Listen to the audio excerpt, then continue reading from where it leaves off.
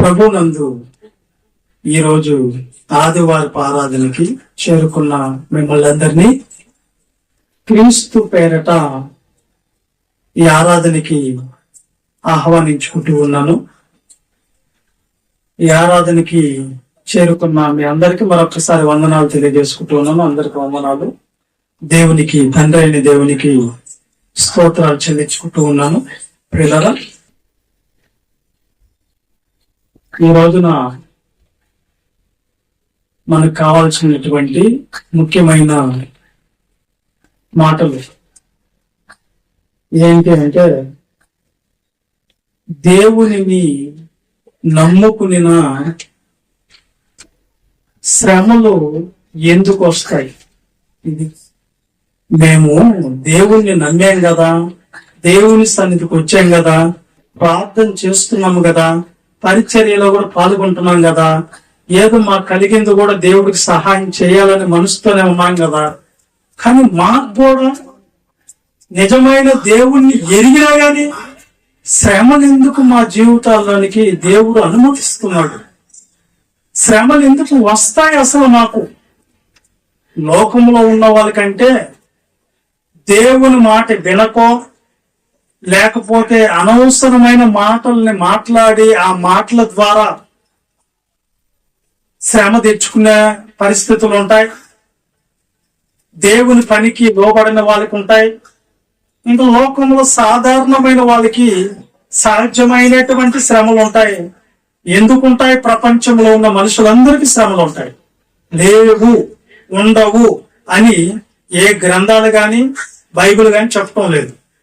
కానీ ఎందుకుంటాయంటే సుఖ దుఃఖాలని దేవుడు జతపరిచాడు అనేది బైబిల్ చెప్తున్నటువంటి సత్యం. సుఖం అనేది నీకు తెలియాలంటే దానికి ముందు దుఃఖాన్ని అనుభవించి ఉండాలి మనిషి అనేది దేవుడి యొక్క నినాదం.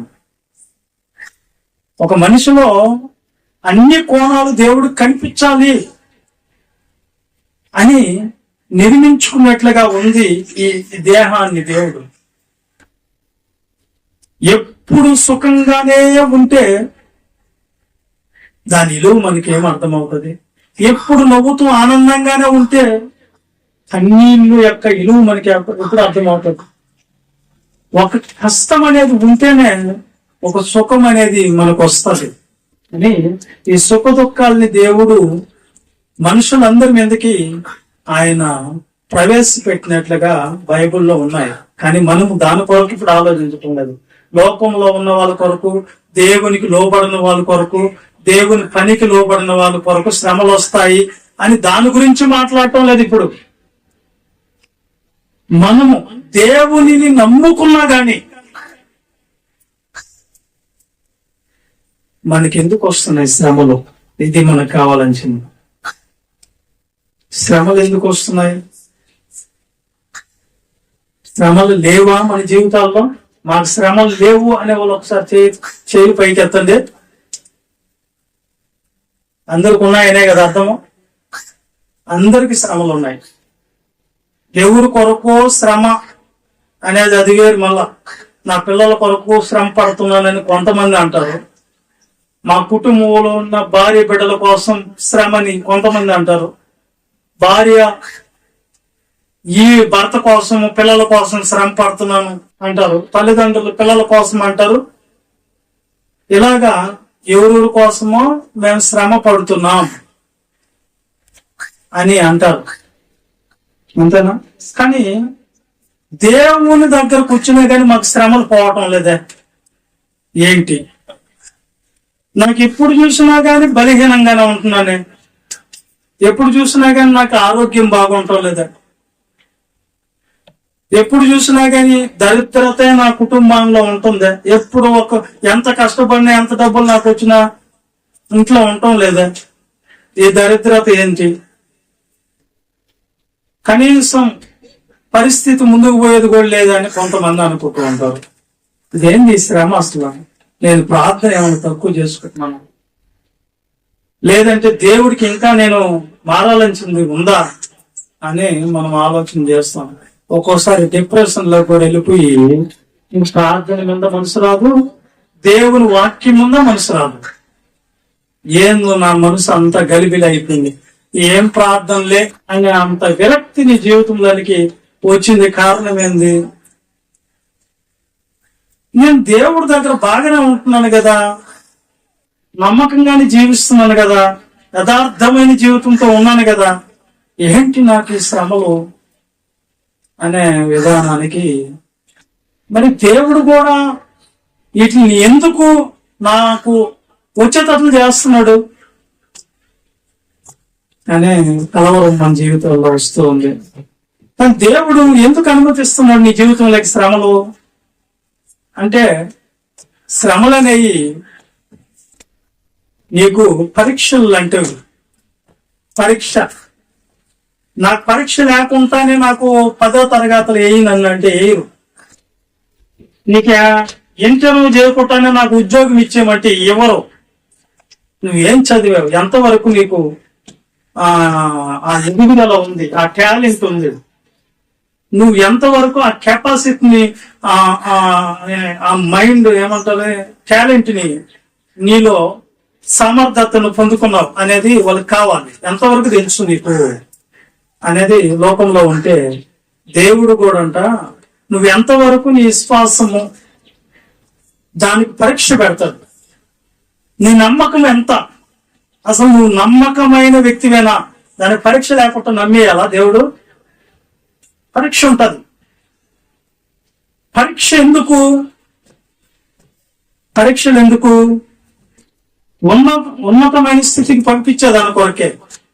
ఒక మనిషిని ఒక దాని కొరకు నియమించేటప్పుడు, నిర్ణయించేటప్పుడు, ఒక హోదాలో కల్పించేటప్పుడు వాళ్ళకి ఖచ్చితంగా పరీక్ష చేస్తారనేది వాస్తవం.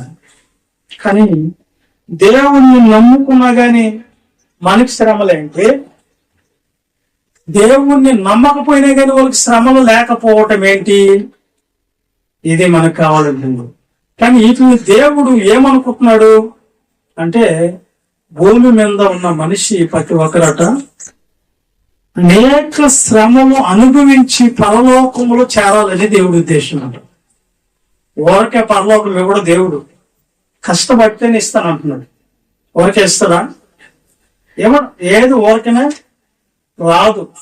ఇక్కడ ఏమంటున్నాడు దేవుడు అంటే, ఒకసారి అపోస్తుల కార్యాలు 14వ అధ్యాయం 22వ వచనంలో పరిశుద్ధాత్మ ద్వారా ఒక మాట రాయబడ్డది, చూద్దాం.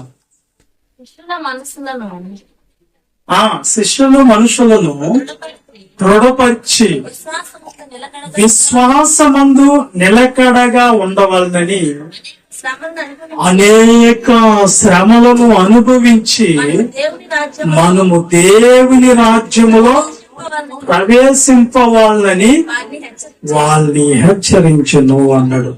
ఏముంది నాన్న? అనేక శ్రమల్ని తప్పించుకోమని ఉందా? అనేక శ్రమల్ని అనుభవించి మీరు దేవుని రాజ్యంలో ప్రవేశించమని ఉందా? అనుభవించి, శ్రమలను అనుభవించి ఎక్కడికి వెళ్ళాలంట? దేవుని రాజ్యంలోనికి వెళ్ళాలి. ఎక్కడికి వెళ్ళాలమ్మా? మరి శ్రమ వస్తే, శ్రమ నాకు వద్దు, శ్రమలను ఎవరన్నా ఇష్టపడే వాళ్ళు ఉంటారా? నాకు శ్రమ ఉన్నా పర్లేదు అంటారా? తొలగించి అర్జెంట్గా అంటాం మనం, అంతే కదా. కానీ బైబిల్ అంటుంది, దేవుడు అంట మీరు శ్రమను అనుభవిస్తేనే పరలోకములో మీకు గొప్ప ఘనత, మెప్పు ఉంటది. గొప్పగా మీరు గొప్ప వాళ్ళు అవుతారు. ఇక్కడ మీరు శ్రమలు పడితే దేవుని కోసం అక్కడ హాయిగా ఉంటారు. ఎక్కడ?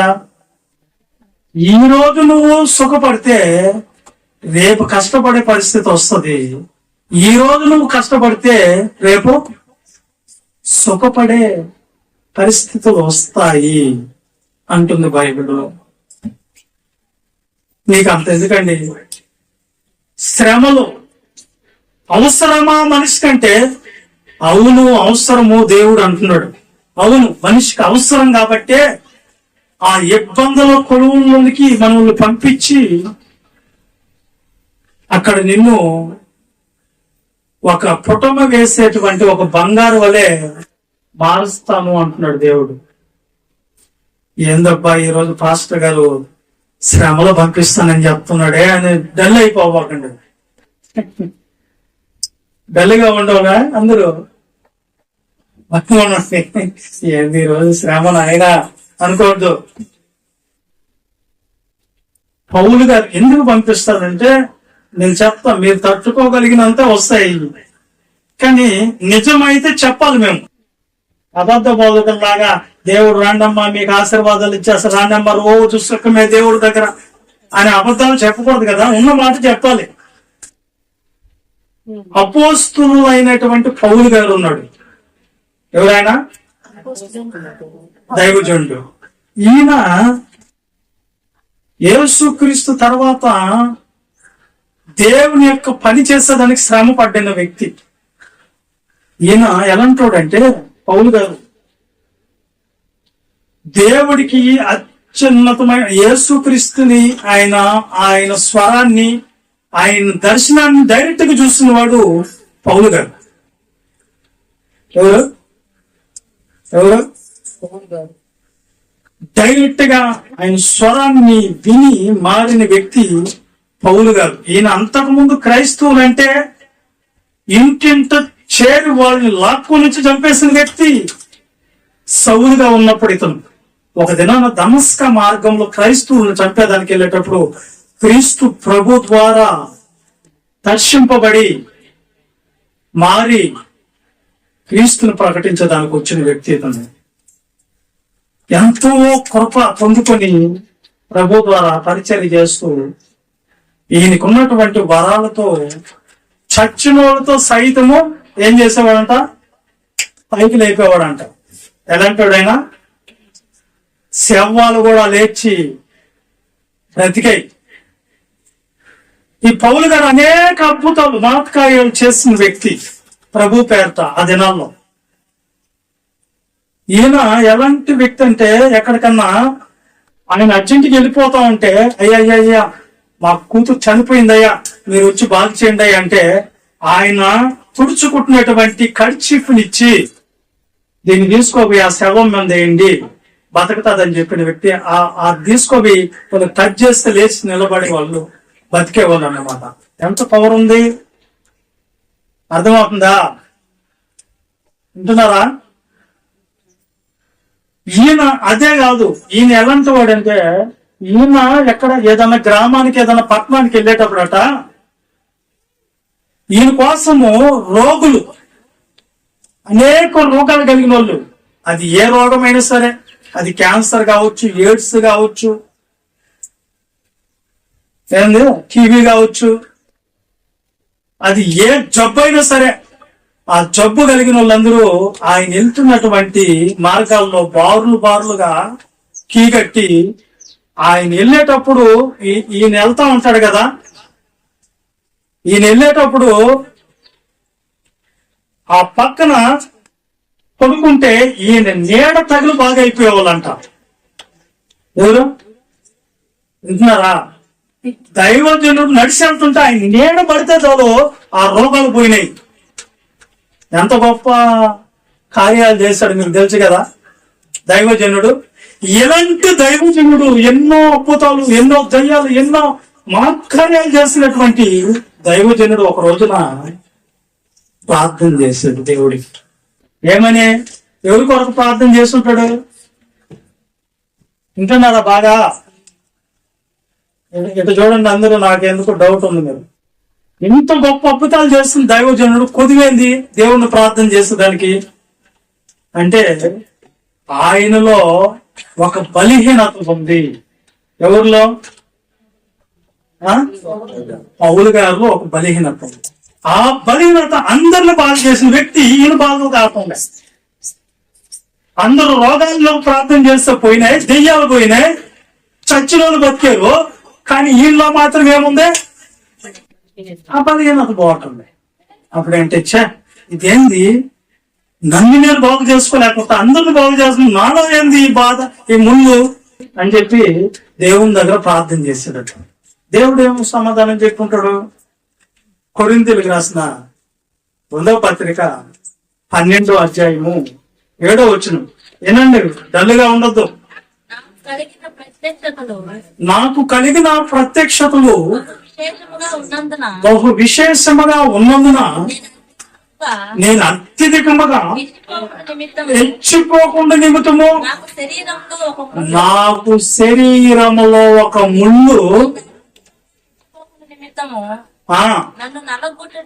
నన్ను నలగొట్టుటకు సాతాను యొక్క దూతగా ఉంచబడిను. అది నా యొద్ద నుంచి బలిహీనతను ఆలోచించి తొలగిపోవాలని దాని విషయమై ఎన్నో సార్లు ప్రార్థన చేశాడంట. ప్రభువా తీసేయ్ దేవుడా అని. అందుకు నా కృప నీకు చాలును, బలహీనతల యందు నా శక్తి పరిపూర్ణమగుచున్నదని ఆయన నాతో చెప్పాడు. ఇప్పుడు ఏం జరిగింది ఇక్కడ? ఏం జరిగింది దైవజనుడి యొక్క జీవితంలో? అన్ని రోగులను బాగు చేసి అంత దెయ్యాలు నిలగొట్టి చర్చులను బతికించినటువంటి వ్యక్తిలో ఒక బలహీనత, ఒక ముళ్ళు. దాన్ని బాగు చేసుకోలేక దేవుడిని అడిగాడట, అయ్యా ఇది తొలగిచ్చువే అంటే దేవుడు ఏమన్నాడంట అంటే నేను దాన్ని తొలగించును. ఎప్పుడైతే ఒక ముళ్ళు మనకు గుచ్చుతూ ఉంటది అప్పుడే దేవుడు గుర్తుకొచ్చేదని గుర్తు పెట్టుకోండి. ఎప్పుడైతే శ్రమ అనేది తగులుతుందో, కష్టం అనేది వస్తుందో అప్పుడు మన నోట వచ్చేది ఏంది? దేవుడి దగ్గరికి వెళ్ళాలి, లేకపోతే శ్రమలు ఎక్కువ అయిపోతుంది. అంతేనా? లేకపోతే దేవుడు అనే ఆయన గుర్తురాడు. బాగున్నప్పుడు అన్ని జరిగిపోయేటప్పుడు కడుపులో చల్ల కదలకుండా బస్తాలు బస్తాలు బియ్యం కట్టలు ఉన్నప్పుడు, డబ్బులు కట్టలు ఉన్నప్పుడు, ఒంటి నిండా బంగారం ఉన్నప్పుడు, నీ బంధువులందరూ నీ చుట్టూ ఉన్నప్పుడు ఎవరు కనిపిస్తారు? అప్పుడు దేవుడే కనబడు. ఎవరు మనకు ఆలోచన వచ్చేటప్పుడు వీళ్ళందరూ ఉన్నా ఇవన్నీ ఉన్నా నాకేంటి పోదు అనుకుంటాం. ఎప్పుడైతే బలహీనత అనేది ఉంటుందో అది ఎందుకు దేవుడు పెడతాడు అంటే, ఎందుకు దాంట్లోనే నిన్ను అన్ని నీ ద్వారా అన్ని దేవుడు మంచి చేస్తున్నా కానీ నిన్ను మాత్రం ఎందుకు బాగు చేయటం లేదు? నీకెందుకు ఆ ముళ్ళు తీసేయటం లేదు? ఎవరో ఒకరు ముళ్ళు ఉండాలి నీకు. కోడాలకి అత్త ఉండాలి, అత్తకి కోడాలు ఉండాలి, లేకపోతే చెట్టు కాదు. ఆమె ఒక మాట అంటే మనకు బాధ కలిగితే ఎదిగి నలిగిన మనుషులు దేవుడిని ఎత్తుకుంటాం అన్నట్టుగా ఉంది. భర్త భార్యని కూడా తిడతాడు, భార్య వల్ల భర్తకి, పిల్లల వల్ల తల్లిదండ్రులకి, తల్లిదండ్రుల ద్వారా పిల్లలకి. అర్థమైంది? శ్రమలు ఒకరి నుంచి ఒకరికి శ్రమ. ఎందుకు వస్తాయి శ్రమలు? అయ్యా నేను భక్తిగా ఉన్నాను, అయ్యా నేను ఏం తప్పు చేశాను, దేవుడి దగ్గర మంచిగా ఉంటున్నాను, నాకేంటి బాధలు, ఈ శ్రమలు, ఈ కష్టాలు, నువ్వు కృంగిపోతూ ఉంటావు. కృంగిపోదా? ఎప్పుడు నువ్వు కృంగిపోదా? కృంగిపోదు. శ్రమ వస్తే కృంగిపోతాడు. కృంగిపోయినప్పుడు నీకేమిస్తాడు దేవుడు? కృంగిపోతున్నావు అని. కృంగిపోతే నువ్వేమైపోతావు ఆ టైంలో? చూడండి ఒకసారి సామెతల గ్రంథం 24వ అధ్యాయం 10వ వచనం. సామెతల గ్రంథం 24:10. శ్రమ దినమున నీవు కృంగిని ఎడల నువ్వు చేతగాని వాడు ఒకటావు. ఏమంటుంది వాక్యం? ఏమంటుందంటే శ్రమ వచ్చిందని నువ్వు కృంగిపోవద్దు. అనారోగ్యం వచ్చింది, అమ్మో నాకు జబ్బు వచ్చేసింది ఇంతే అని నువ్వు అనుకోని కృంగిపోవద్దు అంటుంది. నాకేంటి నిందలు వచ్చేసినాయి, అందరూ నన్ను ఏదో అనేసారు, నన్ను అసహించుకుంటున్నారు, నన్ను ఈ విధంగా దూర చూపులు చూస్తున్నారు, మా వాళ్ళే నన్ను ఈ మాటలు నిందలు ఎత్తేస్తున్నారు, నాకు చాలా బాధగా ఉంది, నా మనసు ఎప్పుడు తోసుబడి కావటం లేదు, ఏంది బాధలు అని నువ్వు కృంగిపోతే అంట చేతగాని దాని అవుతావు. ఏమంటుంది వాక్యము? కృంగిపోకూడదు. ఈ వస్తాయి రాని శ్రమలు వస్తాయి, హింసలు వస్తాయి, కష్టాలు వస్తాయి, నిందలు వస్తాయి, ఎన్నైనా రానివ్వండి, ఎన్నైనా రాని, నువ్వు మాత్రం దేవుని కోసం నిలబడాలి. ఏం చేయాలా? పౌలు గారు అంత కార్యాలు చేసిన పౌలు గారులోనే దేవుడు ముళ్ళు తీయలేదు. నువ్వేమనుకుంటున్నావు? నాకు ఇది పోవటం లేదు, ప్రార్థన చేసుకున్నా అంటే దేవుడు నాకు లేడు, దేవుడు నన్ను చూడటం లేదు, దేవుడికి నేనంటే ఇష్టం లేదు, దేవుడు కూడా నాకు దూరం అయిపోయాడు అని నువ్వు అనుకుంటున్నావు. అంతేనా?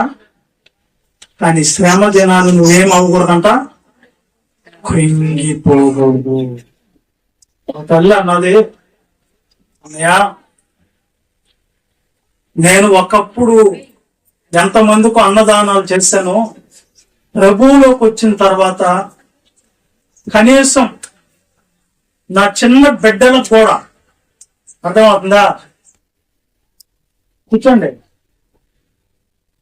నా చిన్న బిడ్డకు కూడా కనీసం ఆహారం పెట్టుకోలేకపోతున్నాను అన్నయ్య అన్నది. ఏంటి నన్ను ఈ శ్రమలు, ఈ కష్టాలు? మా ఆయన చూస్తే నన్ను వదిలేశాడు, వేరే ఆమెతో వెళ్ళిపోయాడు, నాకు మా తల్లిదండ్రులు లేరు, చిన్న బిడ్డలు అన్నయ్య అని బాధపడుతుంది. మీకు విచిత్రమైన సంగతి చెప్పనా? నెల్లూరు ఆర్టీసీ బస్ స్టాండ్ దగ్గర నుంచి కూరగాయల మార్కెట్ రూట్ వస్తున్నప్పుడు ఒక అంత చిన్న పాప, అంత ఉంటుంది అంతే అమ్మాయి. ఆ అమ్మాయికి ఒక చిన్న బిడ్డ ఆడ ప్లాట్ఫామ్ మీద పడుకోబెట్టుకొని ఈమె వెళ్ళిపోయి అంత దూరం నేర్చుకుంటా ఉంది. చిన్న బిడ్డ. ఏంటి కారణం అర్థం కదా. పాప చూస్తే చిన్న పాప, బట్టలు మాసిపోండి, ఎంచుకులన్నీ ఏదో విధంగా పిచ్చి పిచ్చిగా అయిపోయింది, మొహం అంతా ఒక విధంగా అయిపోయింది. అన్నం ఎక్కడ తిన్నా దగ్గర ఇక్కడికి ఎక్కడో ఉంది చిన్న పాప. ఈ అమ్మాయి ఆడాడు ఏడ్చుకుంటుంది, ఈ అమ్మాయి బట్టలు బాగాలేదు, ఈ అమ్మాయి బాగాలేదు, పిచ్చి పిల్లలు లేకుండా. కానీ వయసు చిన్న వయసు. అంటే నాకేమో అనిపించి ఆట ఆపుకున్నట్టు పోయి ఆ పాప ఏందమ్మా అని చెప్పి లేకపోతే అన్నం 3 రోజుల నుంచి అన్నం లేదు వాళ్ళకి. ఆ బండ్లన్నీ మూత వేస్తారు నైట్ పూట. ఆ మూత వేసేసినప్పుడు కుళ్ళిపోయినట్టు పండ్లు, కుళ్ళిపోయిన ఉంటాయి చూడు, అవి తీసుకొని వచ్చి బిడ్డకి పెట్టుకొని ఈ మీద కొద్దిగా కడుపు నింపుకొని జీవిస్తుంది. ఏమైంది నాన్న అంటే, నమ్మిన వాడు మోసం చేశాడు, బిడ్డని కందిన తర్వాత వదిలేశాడు. మొత్తానికి నాకు చాలా బాధ వేసింది. అప్పుడు అనుకున్నా, మనం పోయినప్పుడల్లా నెల్లూరు పక్క పోయినా ఇలాంటి వాళ్ళని గమనించి మీకు తోసింది వచ్చేయండి.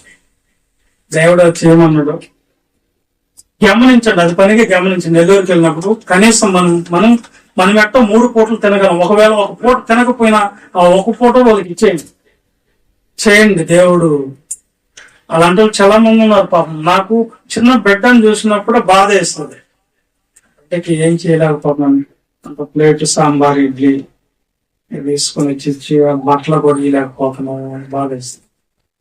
బట్టలు అవన్నీ ఇచ్చి ఎవరు ఆదుకుంటారు? ఈ అమ్మాయి వాళ్ళని నమ్ముకొని వెళ్ళిపోయింది, వాడు వదిలేశాడు. ఇంటికి పోయే పరిస్థితి లేదు, ఎవరు చేర్చుకునే పరిస్థితి లేదు. బిడ్డ, చిన్న బిడ్డ ఏమైపోవాలి? మనం అనుకుంటున్నాం 3 పూటలు ఇంట్లో తిని మనం ఏదో మనకు కలిగినట్టు మనకు అంత ఇది లేదు. కానీ మనకంటే దారుణమైన శ్రమలలో లోకంలో ఉన్న వాళ్ళు ఉన్నారు.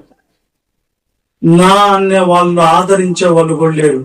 ఆ ఉదయాన్నే ఏడ్చే వాళ్ళు ఎవరన్నా ఉన్నారా? ఎంత బాధ కలిగితే ఏడుపు వస్తుంది. అంత శ్రమలు ఒక్కోసారి ఉంటాయన్నమాట. కానీ మనం అంటున్నాము మనకు అంత పెద్ద శ్రమలు ఏమో లేవు, కానీ మనం చిన్న చిన్న దానికి ఏమైపోతున్నామంటే, అమ్మో నాకు శ్రమలు వచ్చేసినాయి, అమ్మో నాకు బాధలు వచ్చేసినాయి, అమ్మో నన్ను అందరూ తిట్టేశారు, కొట్టేశారు, అందరూ అసహ్యం చేసుకున్నారు, నిందలు వేసేసారు, అవమానాలలో వచ్చేసినాయి, నా బిడ్డల్ని టనేస్తున్నారు, నా బిడ్డలు అంటే మంచిగా చూడటం లేదు అని నువ్వే ఎవరు నిన్ను అంటంలే అమ్మా. నిన్ను నువ్వే కొండ తీసుకుంటున్నావు. నీ మనసుని సంతోషంగా ఉండాలని నీవు కృంగిపోయి ఏమైపోతున్నావు అంటే చేతగాని పరిస్థితుల్లోనికి వెళ్ళిపోతున్నావు. నువ్వు శ్రమ దినాన నువ్వు కృంగిని ఎడల ఏమైపోతావు? చేతగాని దాని అయిపోతావు. జాగ్రత్త. వచ్చిన శ్రమలో రానే అనాలి. నువ్వు ఇంకొకరికి శ్రమలు వస్తే నువ్వు మాధురి చూపించాలి. ఏం చేస్తాయి మా శ్రమలు? ఎవరేమంటారు? ఏ మనిషి అయినా ఏదో నిందలు అన్నారనుకో, వాళ్ళ జీవితాన్ని వాళ్ళు గడుక్కోమనండి. ముందు వాళ్ళు అనేవాళ్ళు ఎంతమంది చూసుకోండి, వాళ్ళు పెట్టాలి అనేవాళ్ళు ఎంతమందిని చూసుకోండి. ఇవన్నీ కాదు. మనిషి స్వభావం ఏంటంటే మంచిగా ఉంటే చెడ్డదైనా మంచిది అంటారు. వాళ్ళతో కలిసి మెలిసి వెళ్ళిపోతే కలవనప్పుడే ఏమంటారు? అబ్బే మంచిది కాదు అంటారు. ఇది కానీ ఈ చూడబాకండి. దేవుడు అనాలి నిన్ను మంచిగా చెడ్డని. దేవుడు అనాలి, దేవుడు మాత్రమే అనాలి, మనుషుడు కాదు అనేది గుర్తుపెట్టుకోండి. పౌలు గారు ప్రార్థన చేసినా గాని ఆ ముళ్ళు తీలే దేవుడు. ఎందుకు? బలహీనతలు యందు నా బలము పరిపూర్ణంగా నీకు తెలియాల. నీ శరీరం నలగొట్టబడుతున్నప్పుడల్లా ఎవరు జ్ఞాపకం వస్తాయంటే నాకు దగ్గర అవుతావు. నువ్వు హెచ్చిపోకుండా ఉండినట్లు, నువ్వు గర్వించుకుంటా ఉండినట్లు, ఆ దేవుడు ఎవరైనా అనుకుంటా ఉండినట్లు నా కృప నీకు చాలు, అంతే. కొన్ని పావు అలాగే ఉంటాయి. కానీ నువ్వేం చేయాలా? కృంగిపోకూడదు. ఏం చేయాలి చెప్పండి? పోతారా? ఇంకొక దానికి కూడా కృంగిపోతాడు. 73వ కీర్తనలో ఒక మాట చదువుకుందాం. ఇంకొక ఆయన ఉన్నాడు, దాని గురించి కూడా చెప్తాను. కీర్తనల గ్రంథం 73 మొదటి నుంచి చదవదమ్మా. ఇశ్రాయేలు ఎడల అమ్మా నిత్యముగా దేవుడు దయాళుడై ఉన్నాడు. నా పాదములు జారుటకు కొంచెమే తప్పెను. ఆసాపు గారు అంటున్నారు, నా పాదాలు జారుటకు కొంచెం తప్పింది.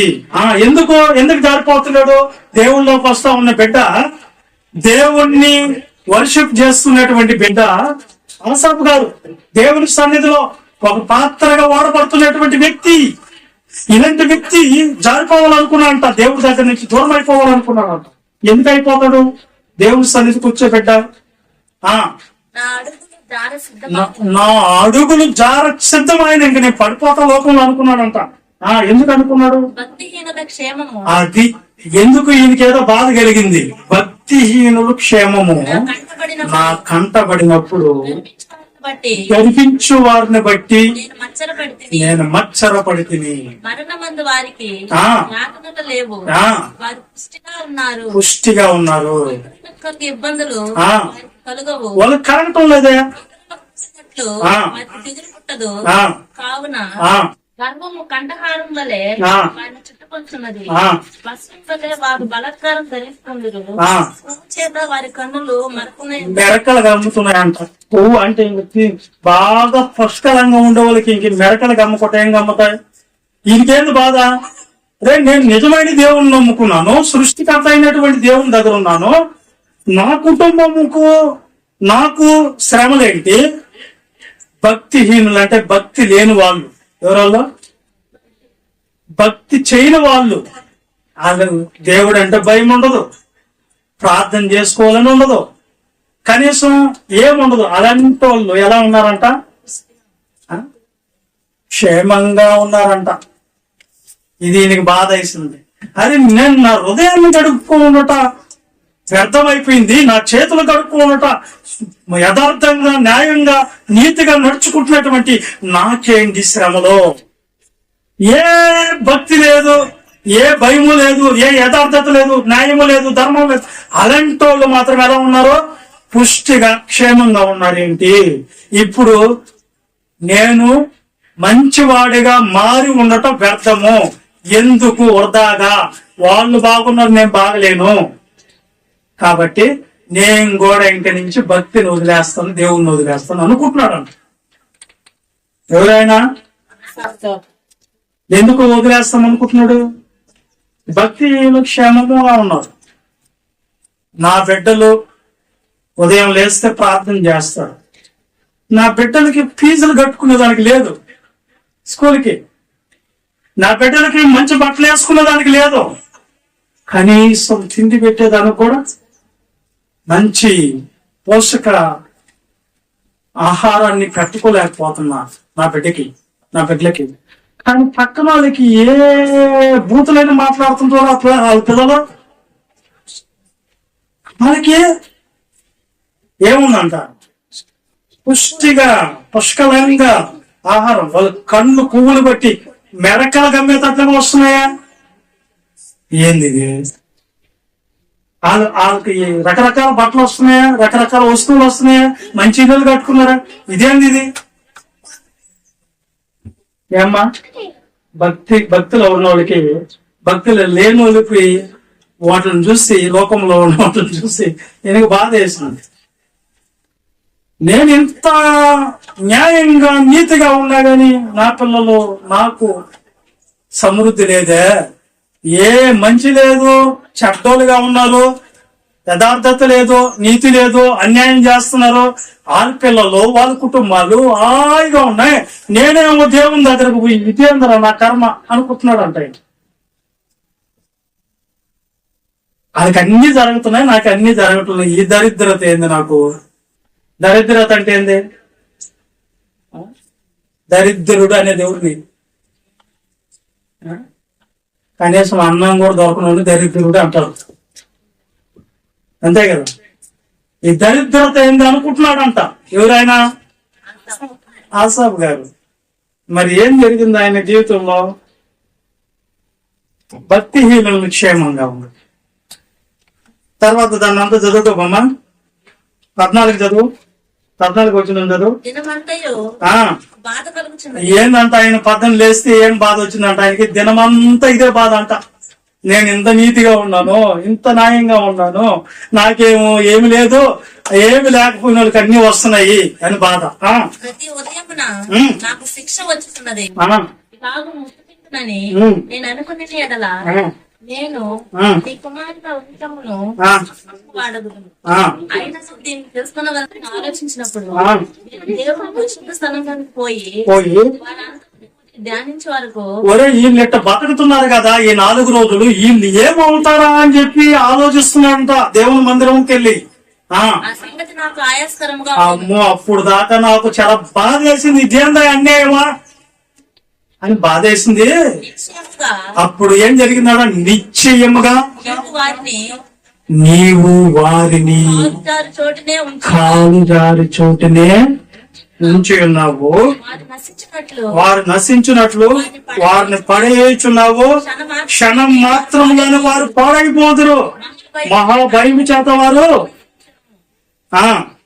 మేలుకునివాడు తాను కన్న కాలం మర్చిపోనట్లు ప్రభువా నీవు మేలుకొని వారి బ్రతుకును తృణీకరించు. నా హృదయం మత్సరపడిను, నేను వేగపడి. చాలు. యోగు గ్రంథము 13:21 చూడండి. నీ చెయ్యి నా మీద 21:13 అనుకుంటా. యోగు గ్రంథం 21:13 చదవండి. వారు ఎలాంటి వాళ్ళంట? వారు శ్రేయస్సు కలిగి తమ దినములను గడుపుదురు, ఒక్క క్షణంలోనే పాతాళమునకు దిగిపోవుదురు. అది బయలుపరిచాడు దేవుడు ఆయన.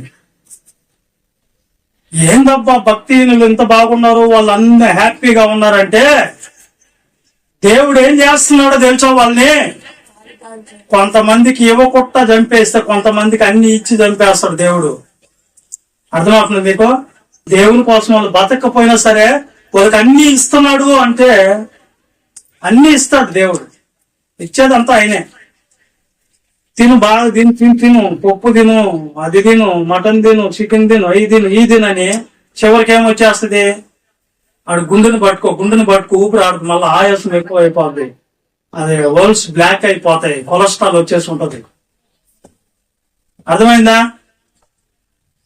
ఏమ్మా నీకు అంత డబ్బు ఉంది కానీ షుగర్ ఒకటి, డబ్బు ఉంది కానీ కొలెస్ట్రాల్ ఉంది తినకూడదు, డబ్బు ఉంది కానీ.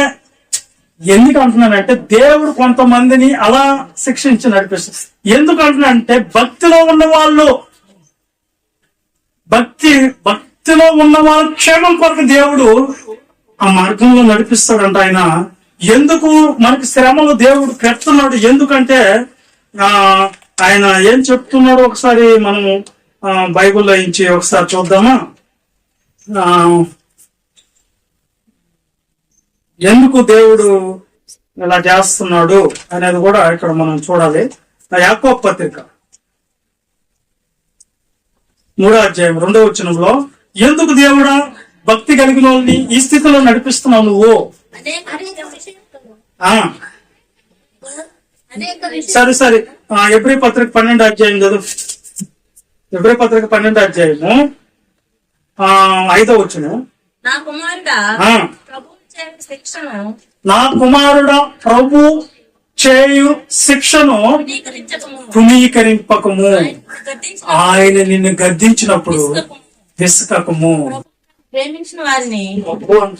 తన ప్రేమించిన వారిని శిక్షించి ప్రతి కుమారుడు దండించును.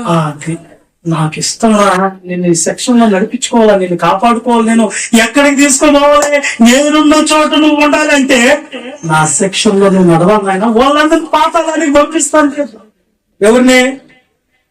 ఈడ హ్యాపీగా ఉన్నారన్నారే, ఇక్కడ దేవుడు లేడా అన్నాడే, న్యాయమేంద్ర అన్యాయం చేయి అన్నారే, ధర్మమేంద్ర పాటించదు అన్నారే, వాళ్ళందరినీ ఎక్కడ పంపిస్తాడంట?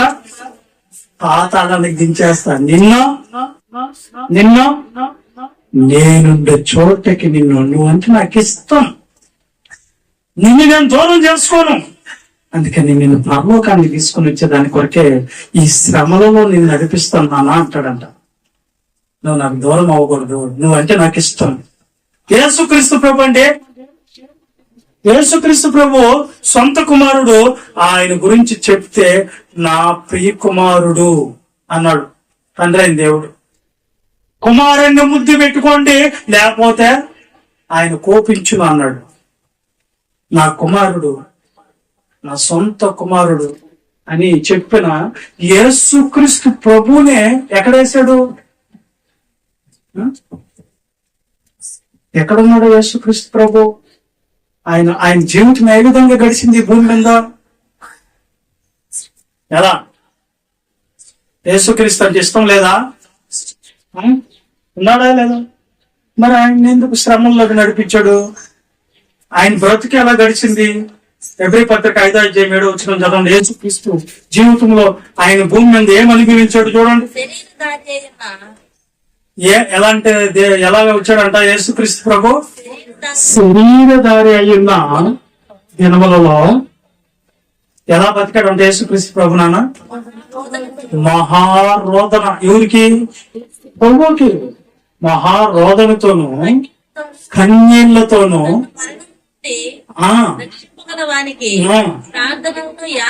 సమర్పించి భయభక్తులు కలిగి ఉన్నందున ఆయన అంగీకరింపబడింది. యేసుక్రీస్తు జీవితంలో ఏమనుభవించారు? 33.5 సంవత్సరం భూమి మీద రోదనలా, కన్నీళ్ళా. ఎందుకు కన్నీళ్ళు? ఎందుకు ఆ స్థితిలో దేవుడు ఆయన్ని నడిపించాడు చెప్పండి? ఎందుకు అలా శిక్షించాడు? ఈ 2 రోజులు నువ్వు కష్టపడినానా, ఈ 2 రోజులు నువ్వు శ్రమపడు, శరీరంలో అన్ని నామాల కంటే పైన నామం నీదే. హెచ్చించాడా ప్రభుని? హెచ్చించాడా? 3 లోకాల అధినేతగా నియమించాడు.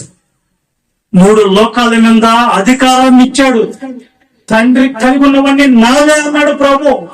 తండ్రిని ఎలా గనపరుస్తున్నారో నన్ను కూడా ఆ విధంగా గనపరచండి. ఎందుకు ఇచ్చాడు నాన్న?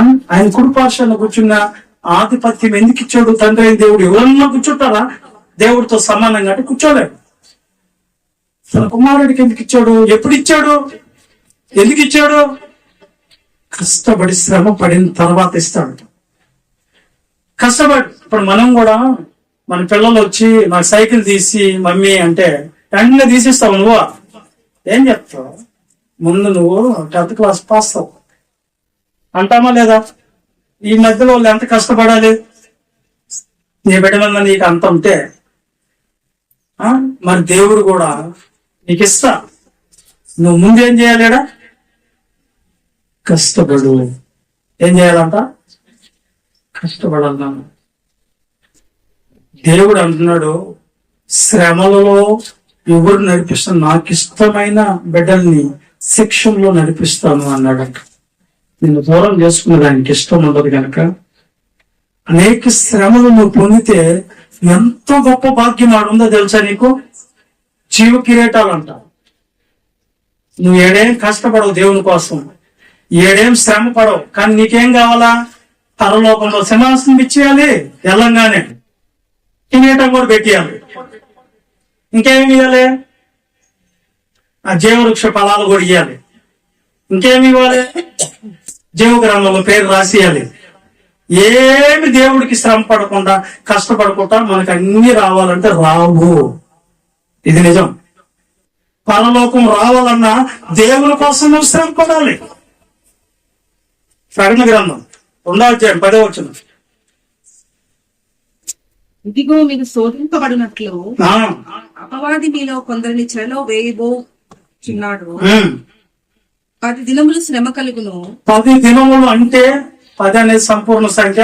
10 అంటే 10 రోజులు అనుకోకండి, కొద్ది రోజులు. మరణము వరకు నమ్మకముగా ఉండుము. మరణం వరకు నమ్మకంగా ఉండుము. నేను నీకు జీవ కిరీటం నేను మీకు ఏమిస్తా అంట? జీవ కిరీటాన్ని ఇస్తాను. ఎప్పుడు ఇస్తాడు ఆయన జీవ కిరీటం? నమ్మకంగా ఉంటే కదా. ఏం శ్రమ పడి దేవుని కోసం శ్రమ పడితే కదా. అమ్మ శ్రమ పడ్డాను అనే. ఇప్పుడు చెప్పండి ఎవరన్నా నేను శ్రమ పడ్డాను దేవుని కోసం అని. ఏం శ్రమ పడ్డాడు అదేదా? 1 గంట సేపు కూర్చోవడం శ్రమ. నేను దేవుడు అడగబోతుంది, నువ్వేం ఏ నా కోసము భూమి మీద ఏం పడ్డావు నాయన? నీకే బహుమానాన్ని ఇవ్వాలి నేను? జీవ కిరీటాన్ని ఇవ్వాలంటే మరణం వరకు కష్టమైన, నష్టమైన, బాధ అయినా, కన్నీళ్ళైనా ఎడవకుండా బతకాలి. ఫిలిప్పీయులకు రాసిన పత్రిక 1వ అధ్యాయం 21వ వచనంలో చూడండి ఒకసారి. నా మట్టుకైతే బ్రతుకుట క్రీస్తే, చావైతే లాభమే. ప్రభువును వదిలిపెట్టేస్తున్నారు శ్రమలు చూసి. కానీ అపోస్తులు అయితే ప్రాణం పోయినా దేవుని కోసమే బతుకుతామన్నారు. స్టార్టింగ్ లో మనం కూడా అదే అంటాం. ఏమంటాం తెలుసా? యేసుక్రీస్తు కోసం నా ప్రాణం పోయినా సరే ప్రాణాన్ని నేను ఇచ్చేస్తా అంటాం. తర్వాత చూడండి, తర్వాత దేవుని కోసం బతుకుతారు, వీళ్ళు బతకరు. అందుకని ఎవరు అంటున్నాడు, ఆసాపు గారేమో భక్తిహీనుల క్షేమాన్ని చూసి, 4 రోజుల భోగాన్ని చూసి బాధపడి ఈయన కూడా అలా అయిపోదాం అనుకున్నాడంట. ఏది దేవుని సంబంధి లోక సంబంధంగా మారిపోదాం అనుకున్నాడంట. అప్పుడు దేవుని సన్నిధిలో ధ్యానించినంత వరకు ఆయనకు తెలియదు. నిశ్చయంగా వాళ్ళు శ్రేయస్సు కలిగి వాళ్ళ జనాలు భూమి మీద గడపతారు ఒక్క క్షణంలో. మరి ఆ వైభవం కావాలా, ఈ వైభవం కావాలి? చెప్పండి ఇప్పుడు మీరు. ఏ వైభవం కావాలి? దేవుని కోసం, దేవుని కోసం. ఇక్కడ ఉన్న వాళ్ళు అట్టలేరు.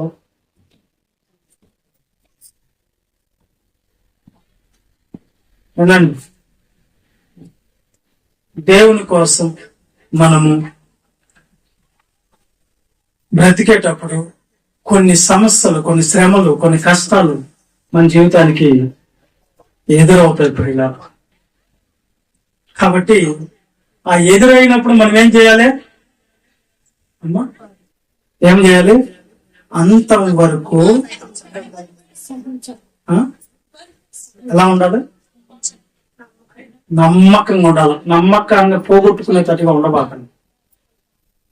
చూడండి, వాళ్ళు బాగున్నారు, లోకంలో ఉన్న వాళ్ళు బాగున్నారు అని మీరు అనుకుంటే పొరపాటు అవుతుంది. రేపు వాళ్ళు పోయే చోటకే మీరు పోవాలని వస్తుంది. దీనికి ఒక నిదర్శనం చెప్తాను వినండి. మీరు చిన్న ఇక్కడ గోల్ చేయవన్నా గోల్ చేయబాక అమ్మాయి నటు బొమ్మ ఇక్కడ మీకు ప్రభువు కూడా చెప్పగానే ఒక విషయం చెప్పాడు. చూడండి ఏం చెప్తాడంటే, లోక సువార్త 16:19 మనకు ఈ ఉపమానాన్ని చెప్పుకోవచ్చు. జరిగింది, ఇది ఉపమానం కాదు, జరిగింది సంగతి. చెప్పండి.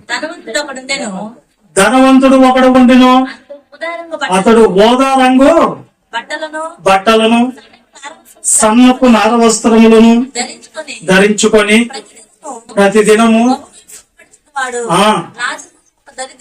ఉండెను. నిండిన వాడై ధనవంతుని ఇంటి వాకిట పడి ఉండి అతను బల్ల మీద నుండి కొన్ని రొట్టె ముక్కలతో ఆకలి తీర్చుకొని కోరెను. అంతేకాక కుక్కలు వచ్చి వాని కురుపులు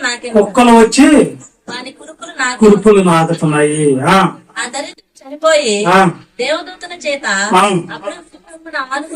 అబ్రహాము రొమ్మున ఆనుకున్నట్టుకు కొనుకోబడెను.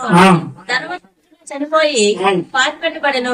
అప్పుడు అతను పాతాళంలో బాధపడుచు కన్నులెత్తి దూరం నుండి అతని దొంగను ఆనుకుని లాజరును చూచి, తండ్రి అబ్రహామా, నా ఎందుకు కనికరపడి తన వేలి కొనను నేలలో ముంచి నా నాలుగును చల్లార్చుటకు లాజరును పంపుము.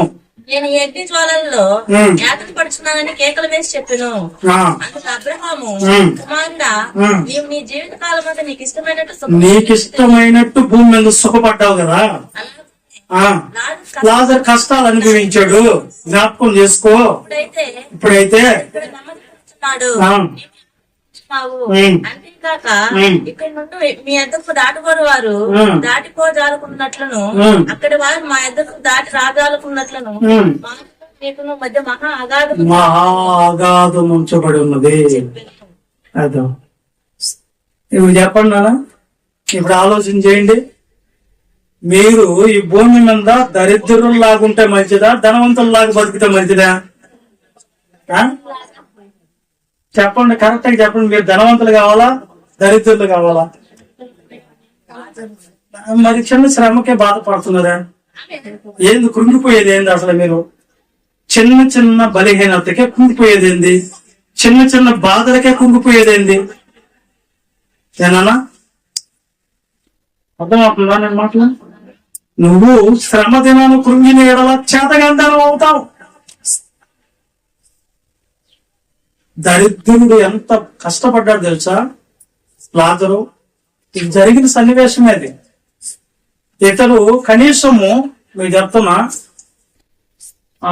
కనీసము రొట్టె ముక్కలు బల్ల మీద నుంచి జారినవి ఎన్ని పడతాయి ధనవంతుడి దగ్గర? ఆ ఒకటో రెండు మంచివి పెడితే పని వాళ్ళు వండిస్తారండి ధనవంతుడి దగ్గర. వాళ్ళు తినేసి చీపరి గడతో జిమ్మి దెబ్బలా పాడేసింది, ఏదో బాగా పాడైపోయిన ముక్కలే కదా, అంతేనా? ఆ ముక్కలు తింటే ఆకలి తీరుతుందా? ప్రతి పూట కాని వాడు కానీ ఆకలి కింద పడేస్తాడా? రొట్టె ముక్కలు తింటే ఎంత ఆకలి తీరుతుంది? రోజు సగం కడుపు కాల్చుకుంటేనే బతికాడు దేవుని కోసం లాజరు. ఇది నిజమండి. అంతేకాకుండా వాడు ఆరోగ్యం ఏమన్నా బాగుందా? వాళ్ళంతా కురుపులు. ఆ కురుపులు ఏమన్నా ఉన్నాయంటే మళ్ళీ కుక్కలు వచ్చి కురుపులు నాకుతున్నాయంటే పరిస్థితి ఏంటి అక్కడ? అప్పుడు అతను ఏమనాలా? ఒకవేళ ధనవంతుడిని చూసేవరే, నీకు కనిపిస్తున్నాడు కదా, వాడు కొంచెం సహాయం చేయొచ్చు కదరా నువ్వు అని ఉంటే వీడేమని ఉంటాడు? దేవుడు తలరాత రాసినప్పుడు వాడిది అట్లా రాశాడు, నా తలరాత ఎలా రాశాడు సుఖంగా ఉండమని అనేసి ఉంటాడేమో. ఈ దినాలు అదే అనేది. ఆ దరిద్రుల్లోనే దేవుడు అట్ట పెట్టాడు, నన్నేమో ఇట్ట పెట్టాడు అనుకుంటున్నారు వీళ్ళు. రేపు చచ్చిన తర్వాత అసలు ఆట ఉందని తెలియటం లేదు. రేపు చస్తే నీతో కూడా వచ్చేది ఏందని తెలియటం లేదు. అయినా గాని ఒకవేళ అలాంటి మాటలు అన్నప్పుడు కనీసం లాజరు, దేవుడా కనీసం నేను నమ్ముకున్నాను కదా, కడుపు నిండా అన్నం తిని రోజు ఉందా నాకు అసలు ఏంది అన్నాడా? బట్టలు ఏమన్నా బాగున్నాయా? బట్టలు బాగుంటే కురుపులు ఎందుకుంటాయి? కురుపులు వచ్చినవాడు బట్టలు వేసుకుంటే ఎట్టుంటాడు? పిచ్చోడే కదా. దేవుడా సరైన బట్టల కొడిలేదు దేవుడా నువ్వు అన్నాడా? కానీ నాకు ఆరోగ్యం కూడా బాగలేదు కదా దేవుడా నిన్ను నమ్ముకున్నందుకు అన్నాడా? అనలేదు. దేవుడికి స్తోత్రాలు చెప్పుకున్నాడు. దేవా బ్రతికితే క్రీస్తు కొరకే, చావైతే లాభం, దేని కొరకు బతకూడదు అనుకున్నాడు. అప్పుడు దేవుడు పరదేశులనికి దరిద్రుని తీసుకోబోయాడు. ధనవంతుడిని ఎక్కడ వేశాడు? నరకంలో వేశాడు. నరక వేతనలో పడిపోయాడు. చెప్పాడు, కుమారుడా నువ్వు భూమి మీద నీకిష్టం వచ్చినట్టు బతికావు, కానీ లాజరు కష్టాలు అనుభవించాను. ఇప్పుడు కష్టాలు అనుభవించే మీకు రేపు భవిష్యత్తు ఉంటుందని గుర్తుపెట్టుకోండి. ఈ దినాన శ్రమలు అనుభవించే నీవు పరదేశంలో ఉంటావని జ్ఞాపకం చేసుకో. దేవుడు తనకిష్టమైన పిల్లల్ని శిక్షణలోనికే నడిపిస్తాడంట, శిక్షిస్తాడంట. అప్పుడు మనం అనుకోవాలి, దేవుడు మాకు తోడు లేడు అనుకోకూడదు. నేను ఉన్నాను కనుకే నేను ఇలా నడిపిస్తున్నాను. దేవుని దృష్టిలో నువ్వు ఉన్నావు కనుకే, దేవుని మనసులో నువ్వు ఉన్నావు కనుకే, దేవుడి గురించి ఆలోచిస్తున్నాను కనుకే ఈ శ్రమ నీ మీదకి వచ్చింది, ఈ కష్టం నీ మీదకి వచ్చింది, ఈ బాధ అనేది నీకు వచ్చింది, ఈ అనారోగ్యం అనేది నీకు వచ్చింది. ఏం దేవుడు ఎందుకు నా మీద పంపించాడంటే, దేవుడు నీ మీద మనసు పెట్టాడు కనుకే, ఆయన దృష్టిలో, ఆయన హృదయంలో, ఆయన ఆలోచనలో నువ్వు ఉన్నావు కాబట్టి ఆయన నీ మీదకి వచ్చినాయి.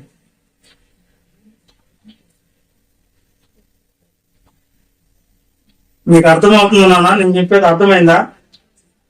అనేక శ్రమలు పడితేనే, ఆ శ్రమల్లో ఎలా ఉండాలంట మనము? శ్రమల్లో ఎలా ఉండాలంట?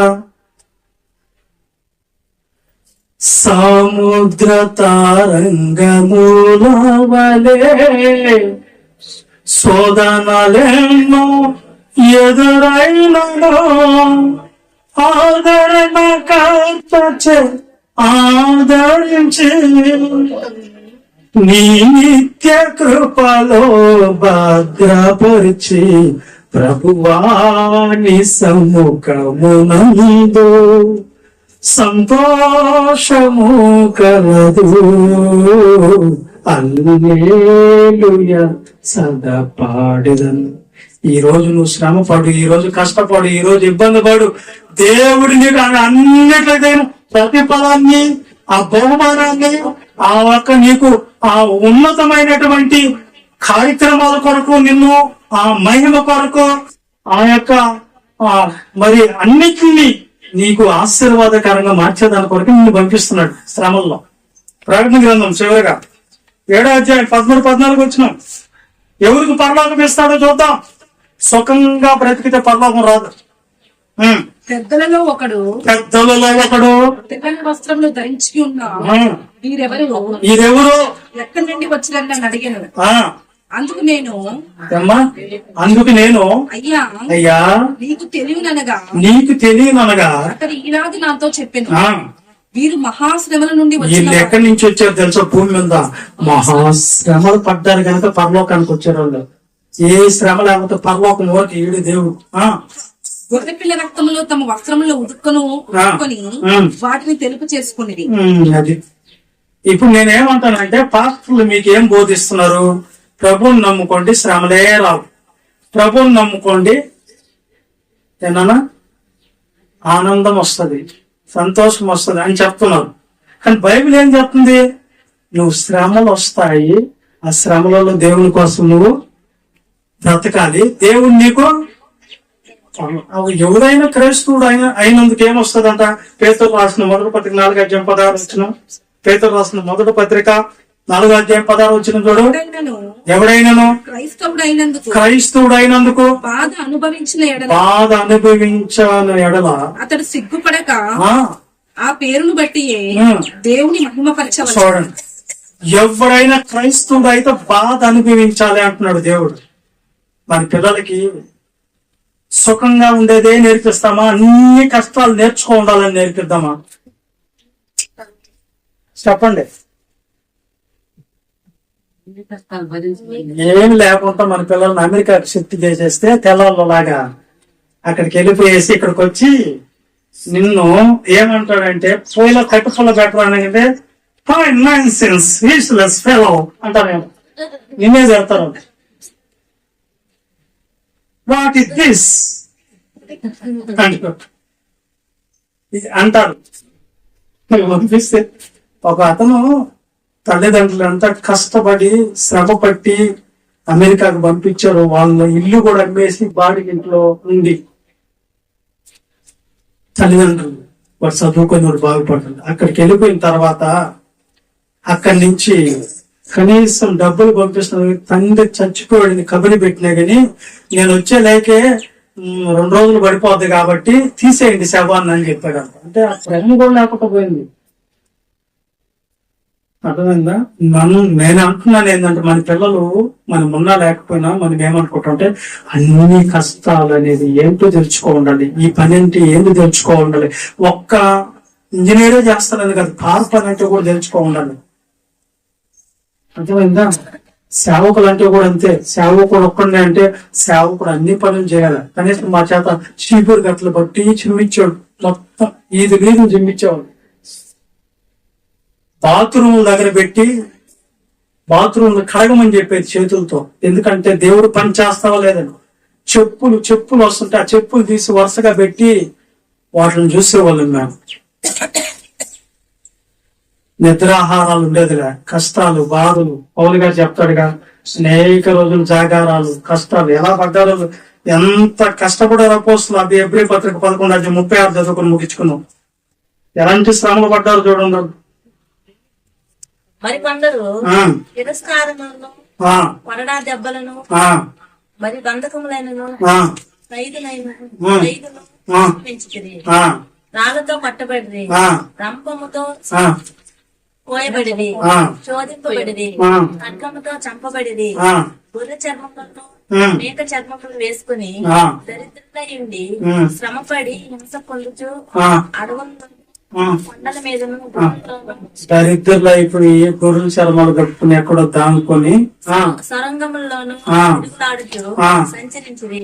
అటు వారికి ఈ లోకం యోగ్యమైనది కాదు. ఇదందరూ విశ్వాసం ద్వారా సాక్ష్యం పొందిన వారైనను మనము లేకుండా కాకుండా. చూడండి, అపోస్తులు ఎంత కష్టాలు పడ్డారో, ఎన్ని శ్రమలు పడ్డారో మనకు ముందు. ఈ బైబిల్ మన దగ్గరకు చేరింది ఈ మాటలు అంటే తెలుసా, దీని వెనకాల ఎంత మంది ప్రాణ త్యాగాలు ఉన్నాయంటే మేము వర్ణించలేము. మనం అనుకుంటుంటాం మా అమ్మోళ్ళు, మా నాన్నోళ్ళు, లేదా మా తాత ముత్తాతలు ఎంత కష్టపడి వచ్చారు. నా జీవితాల్లో కూడా మేము చింతారెడ్డి పొలంలో ఉన్నప్పుడు ఎంతో పొద్దుపోయి వచ్చి పరిగేరుకుని వచ్చి అవి ఇంట్లో లోపల ఒక రోలు గుంట పూసేస్తుంటది. ఆ రోలు గుంటలో ఒట్లేసి దంచి అప్పుడు కాసి పోసేవాళ్ళు అనేది తెలుసు. ఆ రోజుల్లో పచ్చి పులుసు తినే కూరలు తూటాకు, పనమంటాకు, సేంద్రాకు, గోంగూర పట్టిన అక్కడ జల్లేస్తుంటారు గోంగూర. వాళ్ళు వచ్చి అర్ధరాత్రి లేపి అప్పుడు అన్నం తినమని చెప్పేది. పచ్చడి రూపాయి తీసుకోపోతే అన్నీ వచ్చేసింది పచ్చడికి. ఆ రోజులు స్వార్థం లేని రోజులయ్యే, కష్టాలయ్యి. కానీ అంత కష్టపడ్డాం. ఇంకపోతే దేవుని సేవలో ఎన్నో కష్టాలు, ఎన్నో ఇబ్బందులు, ఎన్నో శ్రమలు. వస్త్రాలు లేక, కడుపు నిండా అన్నం పెట్టే వాళ్ళు లేక, ఆదరించే వాళ్ళు లేక, అనారోగ్యం వస్తే కనీసం చూసేవాళ్ళు లేక ఇలాంటి కష్టాలు కూడా మేము అనుభవించే. ఎందుకంటే ఇవన్నీ మనకు అనుభవాలు, ఎక్స్పీరియన్స్ అంటారు కదా, దాన్ని మనం అనుభవంగా తీసుకోవాలి. గో మేము ఈ కష్టాల నుంచి వచ్చాం, ఇదేం చేస్తుందా, దీనికంటే పెద్ద కష్టాలు పడ్డాం, అంత ధైర్యం చేసుకోవాలి. నువ్వు ఇప్పుడు కృంగిపోకూడదు. నేనన్నా ఒకవేళ నువ్వు అంత లేలేకపోతే ప్రార్థన చేసు. కృంగిన వేళలో నన్ను లేవనెత్తిన చిరునామా నీవేగా. ప్రతికూలమైన పరిస్థితులన్నీ కనుమరుగైపోయి నువ్వు దేవుని కోసం ఆనందంగా ఉండు. దేవుడే ఆయన దృష్టిలో నిన్ను పెట్టుకొని నడిపిస్తున్నాడు. ఈ శ్రమలలో కూడా దేవుడు నాకు తోడై ఉన్నాడు. ఈ శ్రమలలో కూడా దేవుడు ఆయన చల్లని చూపులు నా మీద ఉంచాడు కనుక నేను ఈ శ్రమల్లో దేవునికి సంతోషకరంగా ఉండాలి. దేవుణ్ణి నేను అవమానాల పాలు లేకుండా దేవుని కోసం దాన్ని అనుభవిస్తాను. దానికోసం నేను ఎందుకు భయపడాలి? నా దేవుడు దీనికి ప్రతిఫలం ఇస్తాడు.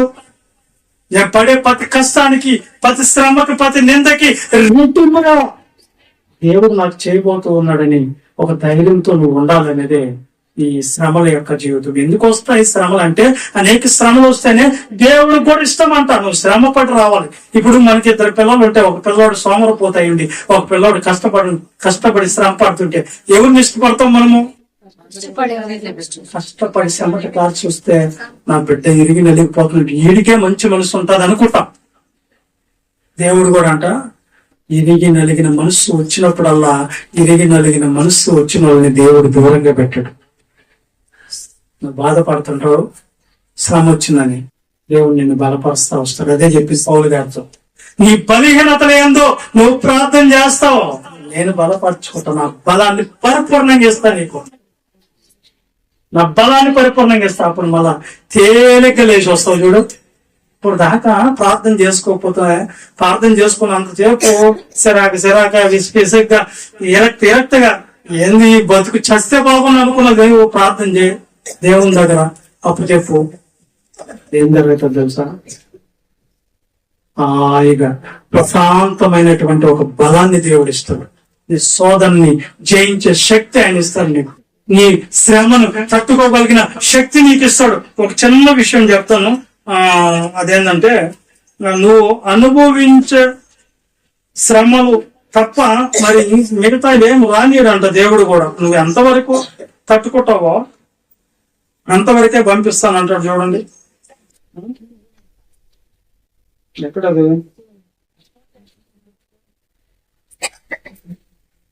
నువ్వు అనుభవించే మనుషులకు కలిగే శోధనలు తప్ప. అదే కదా మొదటి కొరింథీ 10:13 వచ్చిన చదివి ముగిచేసుకున్నాం. ఫాస్ట్ 2 కొరింథీ 10:13 మనుషులకు కలుగు శోధన తప్ప, సాధారణంగా మనుషులకు కలుగు శోధన తప్ప మరి ఏది మీకు సంభవింపదు. దేవుడు నమ్మదగిన వాడు. నీవు సహించగలిగిన దానికంటే ఎక్కువగా మిమ్మల్ని ఆయన శోధింపబడనీయుడు. చెప్పండి, నువ్వు ఎంత తట్టుకుంటావు ఆయనకి తెలుసు. ఆ శ్రమ నీకు ఎంత ఇచ్చి నీకు ప్రతిఫలం రాయాలో కూడా దేవుడికి తెలుసు. శ్రమలే లేకపోతే నీకు దేవుడు పరలోకంలో ఏమి ఇయ్యాలి? మెప్పి ఎలా చేయాలి? నిన్ను ఎలా గనపరచాలి? నీకు ఏ బహుమానం ఇయ్యాలి? వద్దా మీకు బహుమానం లేదా? చెప్పండి, ధనవంతుడు లాగా ఉంటామా, దరిద్రులు లాగా ఉంటామా? రావట్ల కొంతమందికి. ఒక పిల్లవాడిని అడిగా నేను, ఏరా నువ్వు ధనవంతుడు లాగా ఉండాలా, యవనస్తుడే, దరిద్రులు లాగా ఉండాలంటే వాడు బలి తెలుగుగా చెప్పాడు. నాకు ఏం చెప్పాడు తెలుసా? ఈ లోకంలో ఉన్నప్పుడు అంట ఎట్లుండాలంట, ధనం కలిగి ఉండాలంట, చచ్చిపోయిన తర్వాత మళ్ళీ దరిద్రుడు. నేనన్నాను, చచ్చిపోయిన తర్వాత దరిద్రత అంటే నరకమేరా అని చెప్పి. అదే మీకు చెప్పేది ఏంటంటే దేవుడు ఆ శిక్షలో ఎందుకు నడిపిస్తున్నాడంటే మీకు మెప్పు కలిగేదానికే ఆయన ప్రత్యక్షం. ఆ వాక్యాలు కూడా ఉన్నాయి కానీ టైం అయిపోయింది. ఆయన ప్రభు అయిన యేసుక్రీస్తు ప్రత్యక్షమైనప్పుడు మీకు మెప్పు కలగాలి. శబాస్.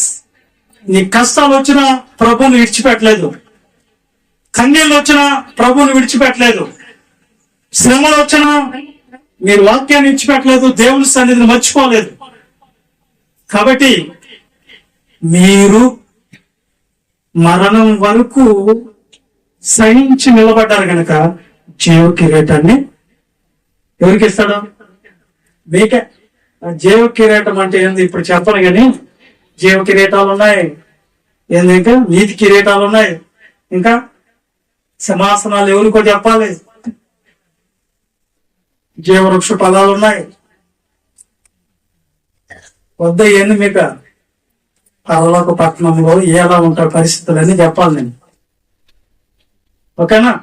కాబట్టి శ్రమలు అనేవి మనకు పరిపూర్ణతను కూడా ఇస్తాయి, పరిశుద్ధతను కూడా ఇస్తాయి. మన లోక మాలిన్యం అంతా వదిలిపెట్టి శ్రమ వచ్చినప్పుడే మనం వెళ్ళిపోయి ప్రార్థన చేసుకుంటాం. మనకి ఏముండదు, నీటిగా అయిపోతుంది, హృదయం మారుతుంది, మనసు మారుతుంది. సరేనా? శ్రమలు ఇప్పుడు అవసరమా, అవసరం లేదా? అవసరం అనేది శ్రమ వచ్చినప్పుడు ఏంది సార్ నాకు శ్రమ, ఏంది పాస్టర్ గారు నాకు శ్రమ, ఒకటే శ్రమలే అంటారు. కానీ దేవుడు దృష్టి ఉన్నదని సంతోషించి ఆనందించి గంతులు వేయండి. Very good.